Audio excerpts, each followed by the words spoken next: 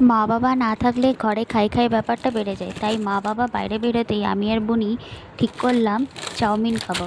কিন্তু সেটা কোথা থেকে অর্ডার করব, তাই জোম্যাটোতে থেকে অর্ডার করে দিলাম। খাবারটা আসতে না আসতেই খাবারটা খোলার জন্য রেডি হয়ে গেলাম। বোন এক হাতে শক্ত করে ধরেছিল আর আমি পার্সেলটা খুলছিলাম। তো যেমন ভাবা তেমন কাজ, ভিডিও করব বলে এক হাতে ফোনটা ধরেছিলাম আর ভিডিও করছিলাম, আর বুনি এক হাতে ধরেছিল চাউমিনের কোটোটা।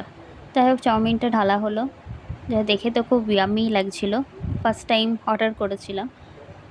যাই হোক, চিংড়ি আরও ভেজিটেবলস, চিকেন, ডিম ভরপুর ছিল। তার উপর দিয়ে সস দিয়ে ডেকোরেট করে নিলাম যাতে দেখতে একটু সুন্দর লাগে। ফটো টটো তোলা হলো। যাই হোক, দেখে তো আর লোভ সামলানো যাচ্ছিল না। বুনি বলছে, কখন খাবি, শুধু ভিডিওই বানিয়ে যাচ্ছিস। তারপর কি, যেমন ভাবার তেমন কাজ, খেয়ে ফেললাম দুজনে মিলে ভাগ করে।